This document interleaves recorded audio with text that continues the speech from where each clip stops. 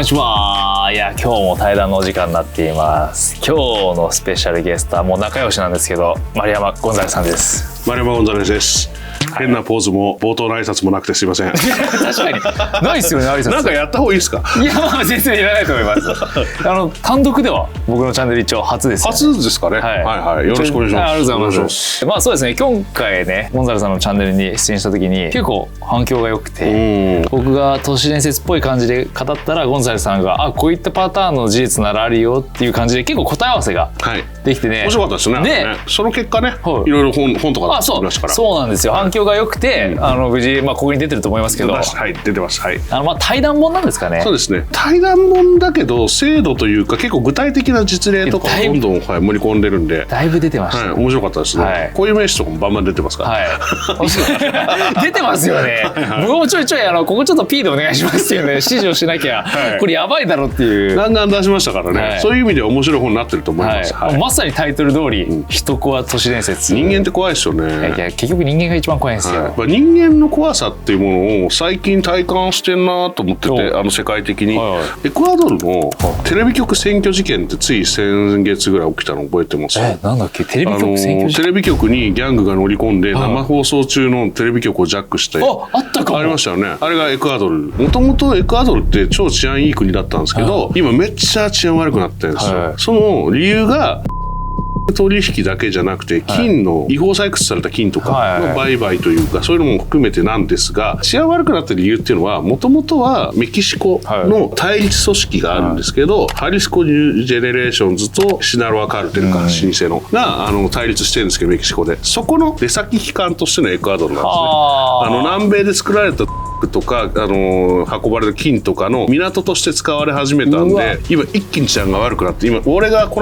年取材行った時は南米で一番治安が悪いって言われてたんですよ。もう完全にじゃあ飛び火みたいな感じなんですか？だから怖いのはそこがなんで争ってるかっていうとっていう話になるんですよ。現場での理由じゃないんですよ。それぞれのメキシコの組織の理由だから、現場はずっと争い続けなきゃいけないです。なるほどね。それ自分たちの論理で止められなくなりますからね。そういうこともあるんで、もちろん何らかんだあると思うんですけど、でこれで僕注目してるのはこの後の話なんですね。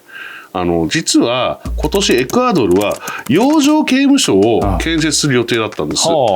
船の刑務所ですね。レンタルでなんか作るって話で、そういう収容キャパが400人ぐらいあったから。今でも結構あるんですか？なんかあるらしいでしょ、漫画みたいなやつは。なのでエクアドルで作ろうと思ってたらそれぐらいのキャパのやつを作ろうと思ったんですけど、急遽ですね1月の11日から大統領令かなんかで別の刑務所を作ることになりましたと世界に向けて発表したんですよ。それが国名に似てるんで間違えないでほしいんですけど、今話してたのはエクアドル、エルサルバドルで4万人規模の世界最大級の刑務所が、2年ぐらい前に作られたじゃないですか。エルサルバドルは若い大統領が就任して名前なんだっけ、その人の号令のもとすごい数万人規模で4万人規模で入れる刑務所を設立したんですね。そこと同じシステムの刑務所をエルサルバドルと同じシステムの刑務所をエクアドルが作るって言ったんですよ。でこれってねどういうことかっていうと、ギャングと名の付くやつらだったら全部放り込めなんですよ。そういうことですよね。で実際最も治安悪いって言われてた国の一つエルサルバドルの治安劇的に改善しました。数万人一気に放り込んだんで、これをエクアドルもやると言ってるんです。でもう今刑務所作ってます。これね、なんか俺人怖って、そっち側の怖さ、ギャング的な怖さもあるけど、為政者たちが常軌を逸してるというか憲法の権利すらも制限して、本気でやり始めたらそこまで国って変えられるんだっていう怖さなんですよね。確かにそうですよね。今ね、しかも何がすごいってエルサルバドルの方では裁判数十人単位でリモートでやってるんです。リモートで？はい。40人とか並べてリモートで裁判やってるんですよ。もう面会じゃ間に合わないから。多すぎるから。やば。でこれがね、俺でもいつか出てくると思ったんですよ、その人たちが。だから出てきたらまた治安荒らすんじゃないかと思うじゃないですか。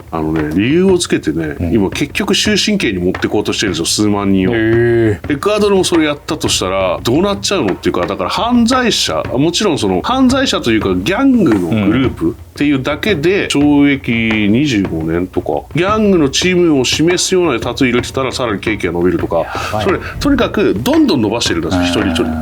それをですよ、今エルサルバドルでこのシステム成功したなと思ったとしたら、エクアドルもこれさらに事例を追加することになったとしたら、世界の治安の悪い国やると思うんですよ。これやばくないですか？これやっぱ中東とか南米とかその辺が一番標的なんですか、そういった意味では。あとアフリカとかもできますよね。どこでもできますよね。でも僕が注目しているのは、政府の権限において憲法を制限して強引に刑務所にぶち込んで、しかもそんな形の裁判、これが当たり前にそれ慣れてしまったとしたら、人が集まるところの制限っていうのを政府が強権発動してできちゃうんじゃない、これ恐ろしいんじゃないって。つまりですよ、今世界中で難民の問題が加速してますよね。いやー本当にね、はい、ちょうどねゴンザレスさんに話そうと思ったら、今テキサスがやばい状況になってて、はい、もうこれ本当に冗談じゃないんですけど、 1,2 年前ぐらいかなからアメリカで内戦が起きるかもしれない。本当にそういう雰囲気になってきちゃって、今ね有名な A24 っていう、制作会社の映画もシビル・ウォーっていうのが出るんですよ。でアベンジャーズじゃないものですからね。あんなスーパーヒーローのお祭りごっこじゃなくて割とガチめのやつのね、はい、でそうで今ちょうどテキサスの方から本当もう移民がねどんどん入り込んで、違法ですし、まあ、違法だし、しかもこれリアタイだとどうなってるか、予備選でトランプも勝ちそうですし、ね、でまたここにですよ、何かしかの制限がかかったら議事堂占拠事件の二の舞ですよ。いやー恐ろしいよね。恐ろしい。全然だから議事堂の選挙事件があったからこそ内戦ないって言い切れない。あの件があって、一気に大衆が押しかけたことじゃないですか。もしかしてね、その民主党と共和党がそういったことをやり合ったら、今年のね11月ですよ、大統領選、まあ内戦ありえるんじゃないっていう。内戦がリアルだなと思うのがテキサスですよ。みんな銃持ってるじゃないですか。そこなんですよ。武装しやすいから。確かテキサス一番軍が多いんですよアメリカの中で軍で働いてる人も普通のアメリカ国民ですから、ね、そうですよ。むしろアメリカ国民であれと言われているような人たちですからね。それで面白いのが、今ってもう完全なるグローバリズム社会じゃないですか。もうそういった感じで外国の方が押し寄せたら、やっぱ犯罪って起きやすくなるんですか？ある種の犯罪は増えます。ある種っていうのはどういうこと？単純な犯罪ですね。はい、強盗とか。そうですね。泥棒、窃盗。殺人もそこに入るんですか？殺人に関してはこれはね難しい問題でですね、コミュニティとして発達していく場合があるんですね。移民の人たちの自分たちの移民コミュニティとして発達していく場合、内部でが起きるかもしれないけど、その国の元からいる人たちに攻撃をすると自分たちの首を絞めるからっていうんでやらないってこともある。ただこれがですよ、そういうコミュニティに属さない人たちだったりとか、さなからコミュニティを作らない形の移民、国によってはですね、犯罪集団化することがあるんですよ。だからイタリアに渡った北アフリカ系の移民の不良グループがに犯しているというニュースは日々出ますね。いやあるんだ、はい、じゃあある意味怖い話すると、日本でも結構、今受け入れてとか言って問題になってるじゃないですか。厚い手当でって、はいは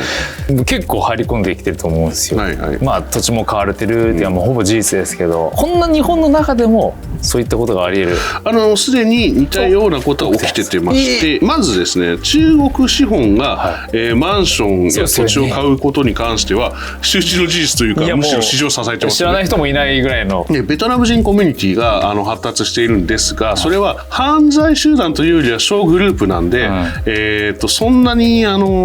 対日本に対して、日本人に対してやるってことはだからむしろ人たち分かってるんですよ。日本人を直攻撃したら自分たちがやられるから、はい、まさにいい例でね。これはでも第一世代だからです。やばい。第二世代第三世代になっていったら分かんないです。以前確か、カルテルの第三世代でしたっけ、はい、今ちょっとクレイジーって。そうですそうです。やっぱ実際にもう上のあれも知らないし、はい、やりたい放題。はいはい、そういうことですね。じゃあ本当60年後とかそれですか。60年もいかないか。もっと早く30年とか、もしかして20年とか全然あるかもしれないでしょ。というのもですね、自分たちのコミュニティ、自分たちの血筋だけでいくと、その国にいるマイノリティでしかないんですよね。これ賛否あると思うんですけど、混ざっちゃうと、鳴らせば普通なんです。どこの国でも。だからどの国でも大元は根血なんですよね。混ざってるんですよ。だからこの我々の世代で考えるとどうかわかんないですよ。100年200年で考えた場合、早めに混ぜちゃった方が鳴らせば普通だと。確かにね。これがね難しいのは、血は鳴らされるんだけど、宗教は鳴らせないんですよ。だから異教徒っていう存在を許容する国だと国力になっていくと思うんですけど、宗教をどう扱うかですよね。でも日本なんて、はい、全てありのある意味そうです、はい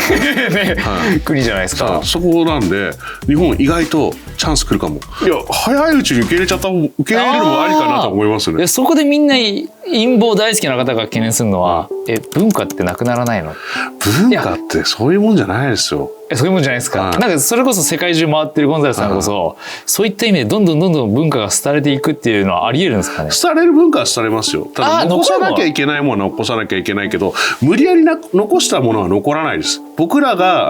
僕らというか学者とか深いこと言いましたね。いろいろやってる人たちやってるのは、残してるんじゃなくて記録してるだけです。残さなきゃいけない、継承しなきゃいけない、それは当事者や地域の人たちだったりとか、その血筋家系、当事者が頑張ることであって、でもそれ以上は絶対残さなきゃいけなくて、残したものは本当にいつか廃れます。深いね。残るものは絶対残りますから。残るものは要は真実は絶対残るじゃないけど、残ります、はい、残るんだね。そうだってフライドチキンがどんだけ、悪いものと脂っこい体に悪い保存量がどうこう言っても残るじゃないですか。残るわ、はい、じゃあそういった意味では残らなかったものはもうみんなが注目して興味のなかったなくなったものですね。残らなくてよかったものってことですよね。そうですね。自然環境とは別なんで、人と人がいて初めて成り立つものだから。深っ、はい、だから記録しておくことは大事ですよ。こういうものがありましたは大事なんで、記録はした方がいいと思いますけど、ね、なるほどね、でも直哉さんってアメリカっていう多様性最先端の国で育ったわけじゃないですか、でもね、ニューヨークっていう街を見た時に、あの街って文化が混ざり合って、人種が混ざり合ってできて、また一つの街ができるわけじゃないですか。そうですね。それって僕街や人っていいと思うんですよね。だから同じになってきてまた崩していろいろ混ぜていってって、それを繰り返すことが人類史だったし、近代史もそうだし、ただ為政者の強引な、さっきの刑務所の話じゃないですけど、ジェノサイド的なの、これは許されるべきじゃないと思うし、当然ダメですよ。ただ自然発生的に混ざっていくものはいいと思うんですよ。いいってことですよね。なのでこの先おそらくその保守派とね、そのリベラル側が、それこそアメリカを例にもうごっちゃんがっちゃんやって、ある意味そこで混ざるってことですよね。そうですね。で新しい文化。そうです。本当皆さん忘れてほしくないのは、僕こういう話をしてると必ず出す例があって、アフリカっていう国はないっていう話ですよ。大陸はあるけど、はい、だからアフリカ人っていう人はいないんですよ。確かにね。それと同じで我々も日本人っていう風なカテゴリーをしているのは我々とパスポートだけですから。ヨーロッパや中東諸国、アメリカから見たらアジア人ですから、エイジアンですから。僕もアメリカに住んでる時は大体アジアンか中国人かっていう言われちゃいます。別に韓国とか中国とかの美女に見つめられたら別にどこの国だって今日なんか背後のテーマにいるのが美女ですね。いや結果ね、おじさんになってきて思ったんですけど、気持ちが盛り上がるのってうまい食べ物か美人に会う時だけ。そういうことだと僕は思っているんで、自分で変に区別したり区切っちゃうとね、損すると思うんですよね。ある意味置いてかれる。そうです、はい、そんなだってもう今更あれピザを本気でイタリア料理だと思ってる人いないじゃないですか。確かにね。混ざるんですよ。混ざるってそういうことだから。アメリカのピザもあればね。日本に行って美味しいピザ屋あるもあるじゃないですか。寿司だって今日本食だと思ってる世界の人少ないですよ。確かに発展していきますよね。そう混ざるってそういうことだから。アメリカの寿司は全然寿司じゃないですもんね。でもうまい寿司。いやもちろんそこはそこで美味しいから。そうだからそういうふうに文化が混ざるって新しく変化していくことなんで、僕は本当肯定的に思ってますから。いいことを言います。我々みたいなカラードのカウボーイがいてもいいわけ。全然いいわけでしょ。ナショナルチームとかっていう意味ですから、そういうことで。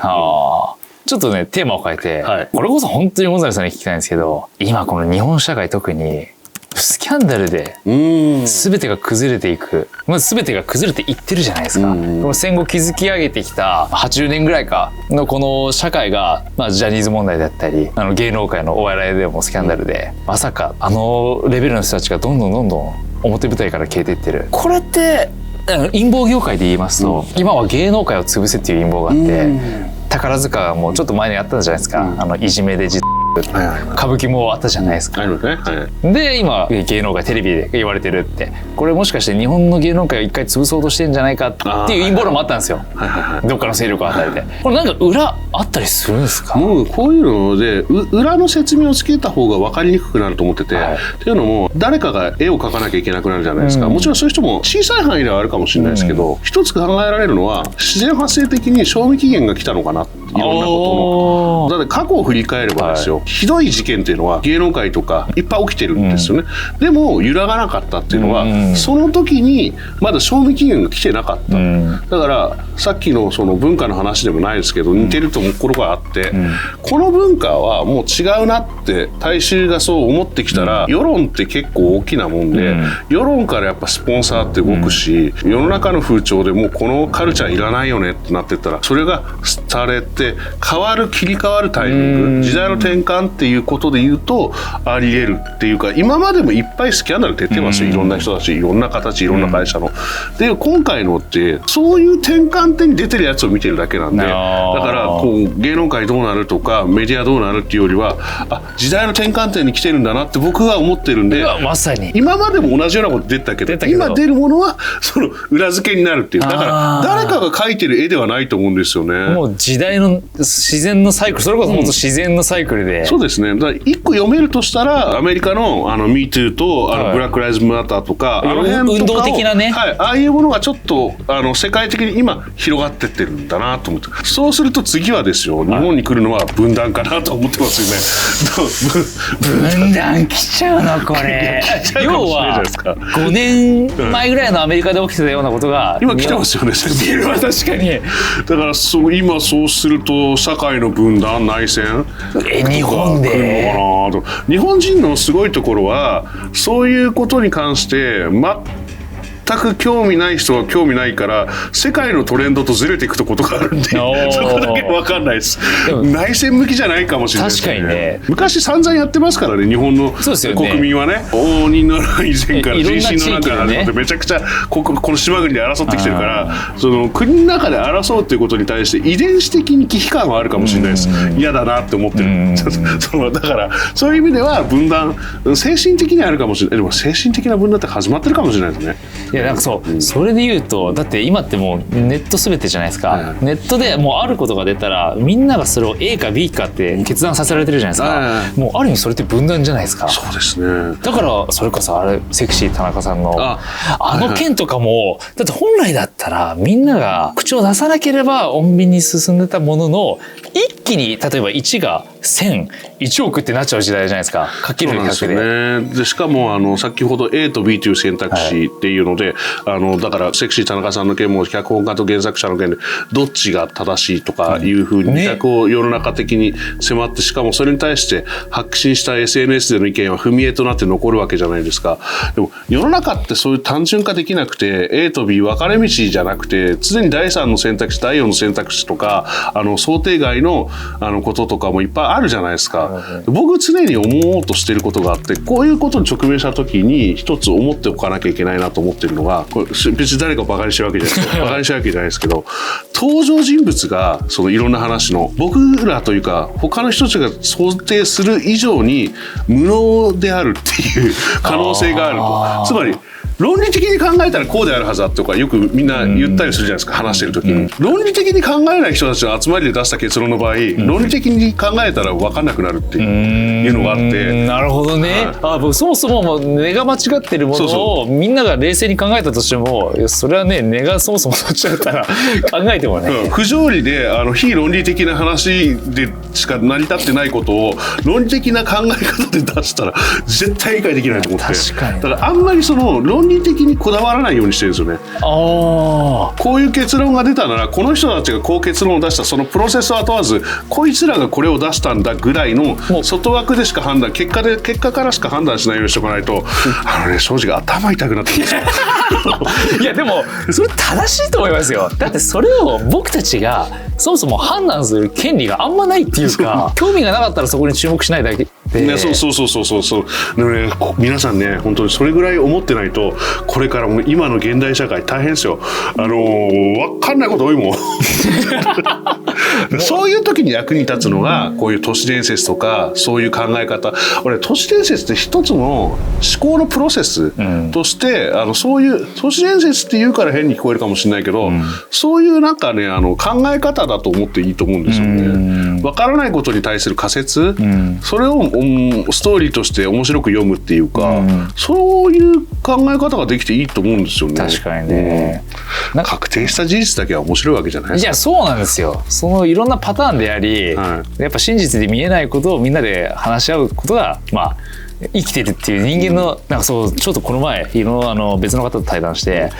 そうだよなと思った。その動物と人間の違いで、人間は要は言葉があるから物語を作ることができる。で真実なんて正直どうでもよくて、その物語がその人の真実だから、いろんな物語で人間作るじゃないですか。けどそれが人間のやること、役目っていうか、要は動物の違いだなって言ってて、確かになって。そうなんですよ。で本当はその物語を味わえるのが人生の成長であり、なんか生きがいなんですよ。醍醐味でね。ただ昨今起きてることの多くが物語ができるじゃないですか。作り話でしょとか作り事でしょっていう人が増えてきてるんですよ。増えてきてる。そこがつまり人生の楽しみを自らシャットアウトしてるんですよね。である意味考えるあれをなくしちゃって、思考放棄するじゃないですか。それはねちょっと本当にあなた自身のためにもったいないですよとは思いますよ。確かにな、世の中だからよくわかんないけど、その真実のみを求めるっていうのは本当にむずいことなので、あんまりそこにこだわらない方が良いのではないかと。僕はそのいろんなその世界のリアリティを求めるからこそ、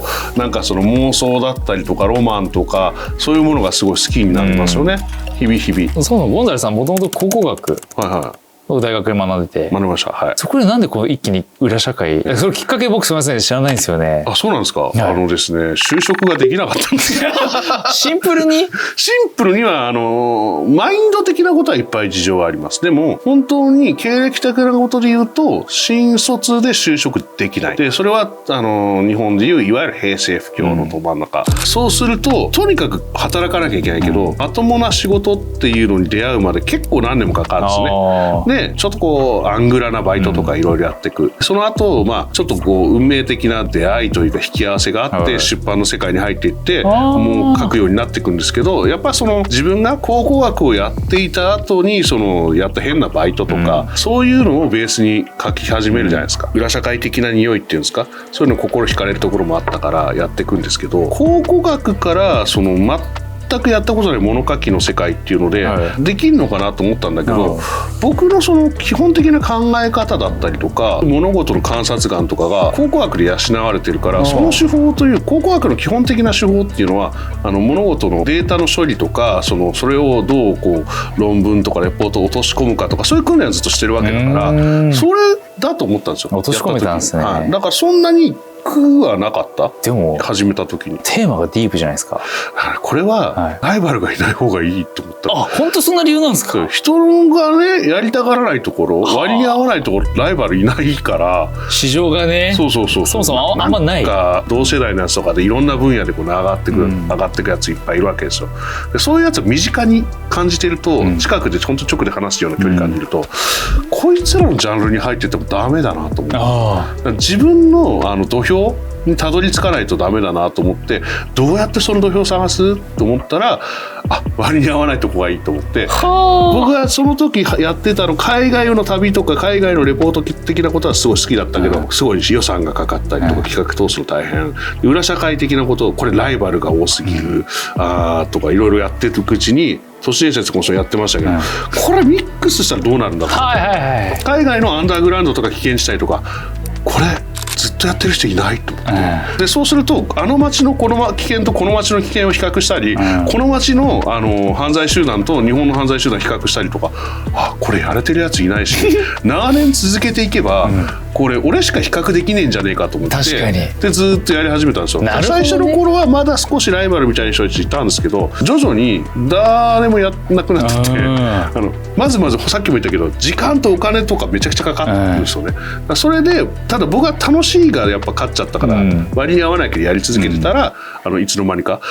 これねでもいいじゃんと思うじゃないですか。よくないんですよ。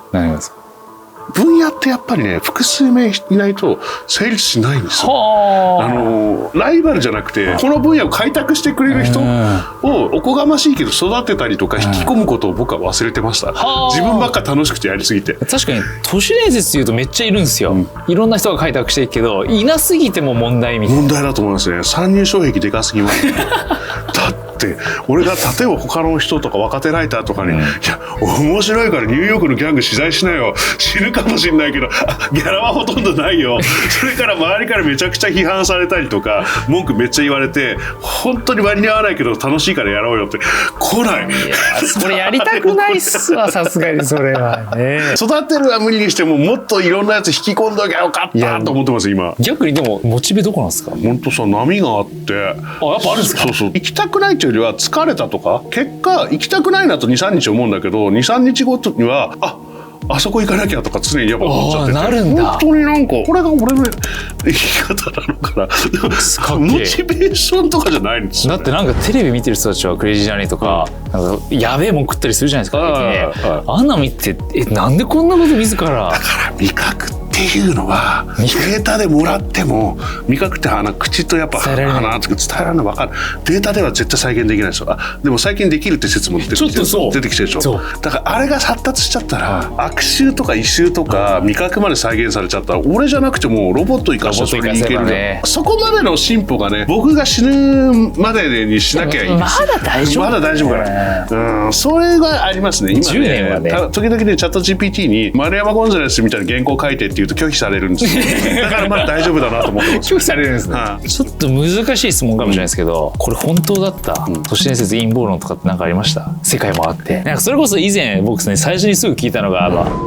って本当にとか、いやあんなないよ、これならあるみたいなのあったじゃないですか。ただ本当にこれは割とガチだった。だけじゃなくて、直木さんの年代的には分かんないですけど、死に至るみたいな話が本当に昔は都市伝説だったんですよ。あれニャッでしたっけ？都市伝説だったんですか？昔は都市伝説だったんで、それがここ数年で僕もある意味一役買ってるかもしれないけど、本当に死に至るが存在することが周知されてしまったんで、なんとも思ってないけど、僕も当たり前に感じられました。本当は昔はそれ出てなかったです。本当になかったです。他にも南アフリカのポンテタワーっていう高層マンションレジデンスがギャングの巣窟になっている的なことも都市伝説だったんですよ。だから南アフリカの中心部の治安が悪いっていうのも都市伝説だったんですよ。そういうのを自分で一個ずつ確かに解き明かしてきたかもしれないです。時間が経てば、事実だったってことは結構あったってことですね。そう本当昔都市伝説だと思ってたところを僕自分で今回ってるからニューヨークの地下住人、あれも都市伝説だった。都市伝説でした。美術館とかあったやつ。そうあれとかもそうだし、もっと昔のことで言うと、こういう裏社会取材始めた頃に、東京で見たの値段は2万円以上したんです。混ぜ物だらけのこんなちっちゃいパッケに入って、高いか安いのかもわからないですけど、クソ高いです。新宿で見せられてこんなのがいくらだぜ、その時にコロンビアでは1ドルで買えるんだぜっていう都市伝説的に言われたんですよ。今や僕はそこに現場に取材して畑を見て原材料まで見れているんで、そういう意味では日本の裏社会的な都市伝説もう事実として現場に行けるようになったんで、明らかになってきてますよ。面白いですよね。それなんか薬物僕全然詳しくないですけど、僕シアトルで育ったので、今じゃとか合法ですけど、すごい思い出したのが中学高校ぐらいで、もう隣のやつがみんなよくやったりするんですよ、当たり前のように。あるやつがもういかにも悪いやつですよ。なんかから入れるタイプで実際立ってる時間は15分なんですけど、体感時間3ヶ月旅に行ってる気分になれるって言ってるやつがいたんですけど、それ事実ですかそれって僕当時分かったんですよ、15とかで。当時それ聞いてびっくりして、そんなことできるの15で味わえるかどうか分からないですけど、地球3周回るぐらいの感覚とかは全然それはいうのは味わえるのはありますけど、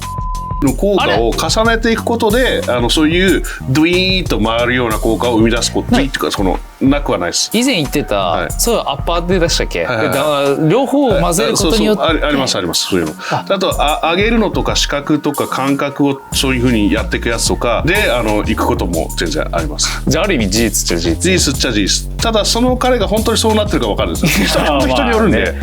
まあね、はい、なんかそれで言うとスピリチュアルとちょっとつなげちゃいますけど、あやかっていうことももちろんもちろん、はい、あれってよくみんなぶっ飛んで見るって言うじゃないですか、スピリチュアル体験、はい、あれをどうなんですか、その辺のってやっぱ同じなんですか、効果は。それともこれね、今ねピュアなやつがペルーがもちろん、ね、結構言ってるじゃないですか、けど今ですね世界中で実はもうあってですね、僕が把握してるだけでロサンゼルスのセドナの方かな、はい、でもそれ体験できるスクールがあって、あとフィリピンとスペインと沖縄と、沖縄もできるんですか。ただ残念なことに比較できないんでわからないです。だからやっているよとは聞くんですけど。聞いたわ、ちゃんとしたルートで行けば問題ないんですけど、あんま良くないところに行くとやばいのやらされて実写テストとか僕聞きましたわ。ああ、そう聞きます、ね、やっぱ本当にあるんですね。そういうあれってぶっ飛ぶのでケアする人がちゃんといなきゃいけないので、やっぱそうなんだ、ちゃんと数日かけてやりますので、正しい手順で言うとですね。だからその辺の幻覚系とは一緒っちゃ一緒なんですか。天然成分なんで、ケミカル入ってないから自然なものがあるんで、そういう意味では今時珍しいかもしれないです。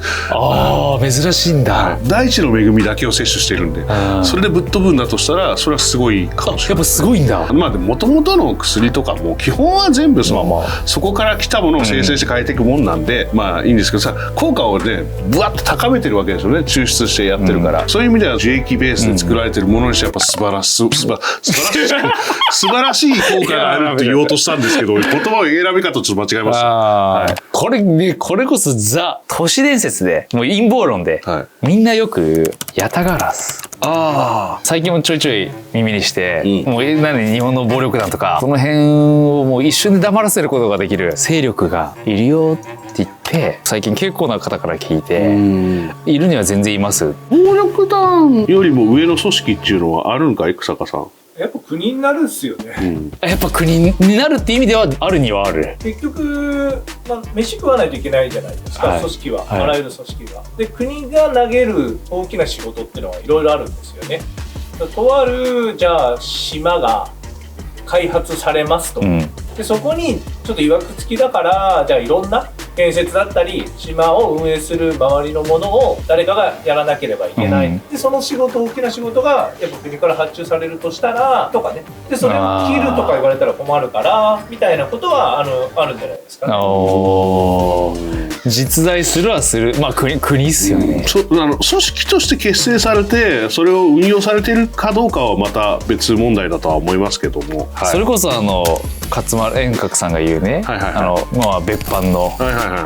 モデル的なやつですね。あれの警察バージョンもあるって言ってましたね。それで言ったらあれじゃないですか、ヤクザも自分たちの組織には属さないけど外で関係息のかかった人たちがあちこちにいたりするのと同じように張り巡らさせてるんですか。そうですね、いわゆるなんていうかね、外杯裏坂って話した方がいいと思うけど、普通杯事ってあるんですよね。ヤクザは杯で親子関係もするんですけど、その表でやらない裏杯っていうのを交わして実際のヤクザの子分としているのは内若、内にいる若で、外にいるのは外若みたいな感じでかかってる別動隊はいるみたいな。っていう話。ヤクザの中でも一枚岩じゃないんで、裏杯でね、警察広域指定暴力団って名簿に入ってる人たちに記録されてない人たちっていうのは存在するっていうか。やっぱいるんすか？それは別の組織じゃなくて、警察に把握できないように関係性を作っておくっていう意味ですね。だから上下っていうよりはそういう組織は別のグループとかを持っているってこと全然あるんで、それこそ別班とかと一緒ですよね。上下っていうよりは別動隊だと思っていただければ。でもなんかフィクサーっつうのもいろんな人フィクサーを名乗る人とか研究本とかもいっぱい出てるし、あの人フィクサーだよって言われる人はあるけど、それを考えた時に今時のフィクサーって、結局権力の源泉って金ですよね。金ですね。だから金の切れ目でやっぱり落ちていく人も当然いるわけで、だからもしかしたら僕が今思ってるのは、今後のフィクサーって金もあるけど、やっぱり医療とか健康とかそういうのを司る人たちがもしかしたらフィクサー化していくんじゃなかろうかと。まさに今中国で開発されている、要はその人の血液とかを採取してその人専用のもう20歳ぐらいの若さを保てる薬がある。ただそれ一つ作るのに1億、しかも1年ぐらいかかるから大金持ちがみんな集まっている。でももう金なんていらないと、お医者さんたちもコネをくれと。金じゃないんですよね、そのレベルまでいくと。やれることであったり。その話を聞いた後、とある芸能界の大物が、そういう中国のやつじゃなくて、マンモスから抽出したエキスで若さを保っているという噂がね、芸能界にまことしやかに広まってるんですけど、これはマンモスから抽出したそういうエキスとかあるんですかね。あるなと思ったのが、僕も最近これ言えないかもしれないですけど、そういった細胞を自分の体の中に入れて研究してる人たちいるんですよ。ベノムじゃん。いやいや、まさにベノムですよ。いやでも本当に彼らある意味ちょっと違法とグレーゾーンなんですけど、自分の体にやっぱ半年ぐらい、3ヶ月ぐらいかな、入れ続けて実験してるらしいんですよ。日本に西洋的外科医療が入ってきた時、死体の他は身内に最初にねやったりしてたのと同じで、身近なところにやっぱそういうの試すんですよ。試すんですよね。だから薬物も一緒なんですよね。そうですね。僕の知り合いのちょっとすげえ綺麗なお姉さんがいるんですけど、中国共産党幹部と結婚したんですけど、どうやって落としたのって聞いた時に、中国の話出た時これ言おうと思ってたんですけど、なんかそのお姉さんめちゃくちゃうまいらしくて、それでなんか籠絡したらしくて。そこで？はい。でね、今いろいろ権力とかいろいろ出てきたじゃないですか。結局ね、男を籠絡するのはね、やっぱそこなんだなと思って。出たよ。いや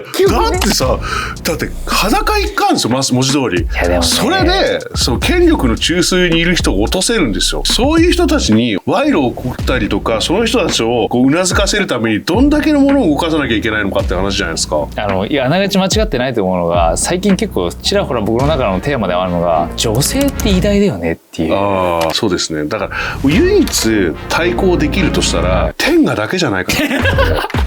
でもそれでいうと、昨今問題になっている日本人のその男性の独身率で出生率がどんどん減ってる。イーロン・マスクも言ってますけど、ある意味あれって日本が AV であったりエロの技術がとんでもないじゃないですか。あとほら今口説くの推奨されないですからね。違う、いいんだ、男女の交際はいいんだった。例えば不倫だとかが問題になる。でも男女の交際もどっからが口説きでどっからがセクハラってもう分かんないじゃないですか。大丈夫、すっごい分かるイケメンがやれば大体もうブー男何もできない。何もできないよ。あとなんかあれらしいっすよ。草加がよくやるやり方なんですけど。手口があるんですね。いや本当変な感じじゃなくて、真剣だと真剣に答えてくれるけど、遊びで行くのはやっぱり良くない。結局態度。そうっすね。誠実になんかね、ふざけるのダメだから、セクハラとか昔の昭和的価値観に引きずられてたやつでそういう接し方でやるとやっぱめちゃくちゃ刺される、怒られるっていうか、真剣に言ってたらそんなに怒られる。それでちょっとつながるかもしれないですけど、最初のスキャンダルのネタ、ゴンザレスさんがもし今ポーンってとんでもないの出たらどうします？とりあえずよくわかんない形で謝罪します。やっぱりまず一回謝罪動画だけ上げといて、しばらくどこかの国にいますね。なんかしばらくしたらみんな忘れるでしょ。そこなんですよ。僕も思いました。他人のことなんてみんな興味ないから、もう 2,3 日もすりゃやっぱり置いておくと皆さん忘れていくんですよね。忘れる。でそれはスキャンダル的なことや失敗だけじゃなくて、僕は達成した面白いこと、いいこととか、そういうことも皆さん忘れていくので、消費そのものが早くなっているから、スキャンダルそのものも消費されるもの、例えば誰かを殺めてしまったとか、物理的に傷つけたとか、そういうことってもう残っちゃうし、こうなるんで、それは分かんないですけど、道徳的なものであれば、グレーなものだったりね、炎上ネタだったり、そうだったら海外しばらく行くんじゃないですか。なるほどね。なんか別にストレスになったり無駄に攻撃されるところにずっと居続けて頑張る必要はないと思っているので、求められてないんだったら別にその間は旅に出ればいいかなと思ってますね。実際そろそろ疲れてきたんで旅に出ようかみたいに思う時もあるんですよ。確かに結果取材とか行っちゃうんですけど、結果やってんじゃんって話ですけどね。でもう一個ちょっと僕今後この企画やろうと思ってて道端の人でも友人でもいいんですけど、あなたの知っている一番の権力者誰ですかって言って辿っていこうと思うんですよ。そしたら宇宙人までいけるんじゃないかっていうバカな企画をやろうとしてるんですけど、ちょっと面白そうじゃないですか。権力者っていうかちょっと近い企画というか同種の企画を実は考えて途中までやって今も継続してるんですけど、大統領に会いたいっていうのをやってて。大統領っていうのはどこでもいいです。どこでもいいですね。ある日僕がハッと思いつくわけですよ。大統領に会いたいって思ったところからたどり着けないかと思って。面白い。地図つなぎで、でも最初はドゥテルテに会いたかったんです、だけどドゥテルテにたどり着ける具体的なルートが見えてきた時に、そんなに遠くなかったんですよ。で面白くなかったんですよ。ゴールが見えちゃってるんですよ。会えないけどね、会えてないけどおそらくこれでいけばこうか、しかも取材としてはいけたっていう。だから僕は今直樹さんの面白いなと思ったら、目に見えない誰が権力者か分かんないのよ。そこ誰を権力者として引っ張っていくんだろうと。そうね、いやマジでやろうと思ってて。それで言うとゴンザレスさんの一番の権力者って誰なんですか？今の俺の生活を翻弄してるのはやっぱ Google かな。シンプルにビジネス的な意味でね。はい、あとマップもメールも Google が流出させたら終わるじゃないですか。終わる。アカウントも結構 Google なんで全部そうだわ。はい、他のアカウントもあるけど割りかしそうだな。個人のことで言うと誰だろうな。やっぱりその国の大統領とか政治家とかその辺になるのと、やっぱり僕許可とか取る時にね、ちょいちょい大物とあったりしてますよね。そうですね。その国の行政庁とか首長とかそういう人たち、やっぱ地域のトップとかはやっぱそれなりに持ってでね、その地域のトップの範囲が狭くなればなるほどやっぱ権力って強くなってくる気がしますね。権力が行き届くっていうのかな。下手したら町内会長みたいなやつの強さとかすごいある。多分裏でなんか仕切ってると思うんですけど、そういうのはありますよね。それでちょうど中国系の富裕層たちがある一角をね、ああいうことだってその区画だけだからできちゃうような、やりたい放題、実効支配というか自分たちでできる村ですよね、そういうのはこの先でも貧富の差というか、格差が広がった時にいわゆる負け組ぐらいに入った人たちって、負けたまま生きていくよりは勝ち組に支配されてる方が楽っていう発想に行く人もいると思うんですよ。だから今の時代ね、民主主義というか自由主義が当たり前に持っている人たちにとっては民主主義じゃない世界で生きることがいいのかもと思うかもしれないですよ。っていうのは優秀なリーダーシップのある独裁者に率いられた国の方が楽だって思う人たちが出てくる。特に若者見てると、そっち寄りの方が多い気はする、自分の意思で考えて努力して苦しんで自由を謳歌してっていうのがいいと思わない人が出てくるんじゃないかなと思うんですよね。確かにね。でも一回制限された自由って戻らないんで、戻すために歴史を紐解けばすごい血と時間が流れているので、それだけは手放しちゃいけないんだろうなとは思ってますけど。なるほどね、全然関係ない質問最後。はい、どうぞ。小田さんって宇宙人信じますか？宇宙人は絶対いると思ってますね。いる。ただ宇宙生命体かな、より正確に言うと。人が人たらしめるものは何かっていう風になると、やっぱ文化共通の文化とかそういうものもあると思うんで、僕らが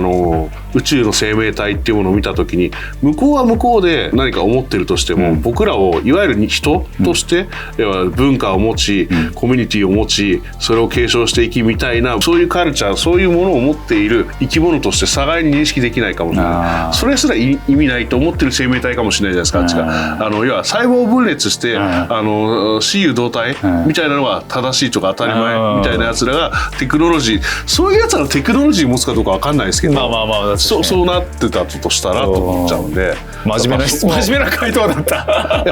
僕は常に旅人マインドなんですよ。だから本当はあと半世紀数世紀遅れて